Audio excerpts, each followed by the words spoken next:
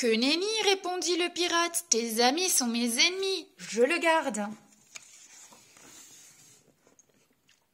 Enfermé dans la cabine du bateau pirate, Loup bâilla. Toutes ces aventures étaient c'était très fatigant.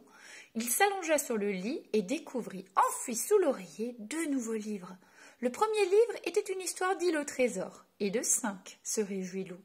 Le second montrait un sous-marin attaqué par une pieuvre géante. Et de 6, frissonna Loup en l'ouvrant timidement. Aussitôt, il y eut un terrible crac, et le bateau commença à se remplir d'eau. Que se passait-il encore? Paniqué, Loup réussit à s'échapper par une fenêtre, mais la mer était déchaînée. Il ne pouvait pas nager.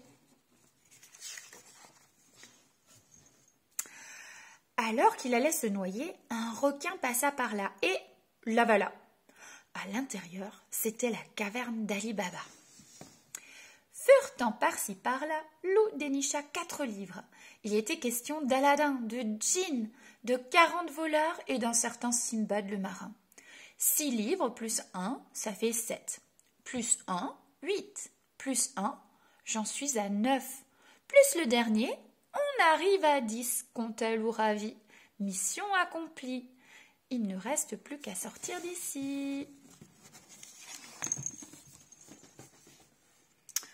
On est coincé comme toi, l'interpella alors un pantin dissimulé dans un coin. Mais avec mon papa, Geppetto, on a une idée. On va allumer un feu et le requin nous recrachera. Veux-tu nous aider? Loup et le pantin, qui s'appelait Pinocchio, rassemblèrent un gros tas de bois. Puis Geppetto alluma le feu. Cela fit beaucoup de fumée. Et... Atchoum! Le requin éternua. Illico presto, les 3 compères s'envolèrent sur un tapis volant qui lui aussi voulait prendre l'air.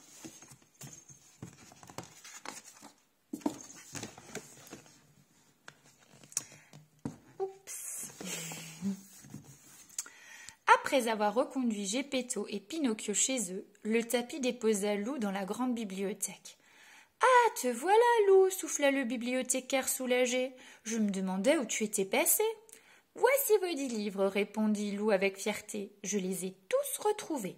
Vraiment? Merci, mon ami. Décidément, tu es épatant. Et tandis que le vieil écureuil remettait les 10 livres à leur place, il y eut comme un gros soupir qui venait de toutes les pages refermées.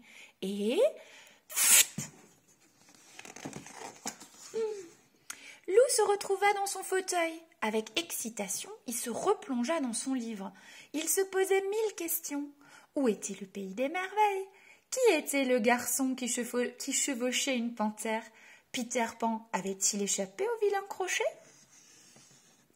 Loup était tellement absorbé par sa lecture qu'il n'entendit pas ses copains entrer. « Salut, Loup, tu viens jouer avec nous ?» demanda Valentin. « Plus tard, les amis, répondit Loup.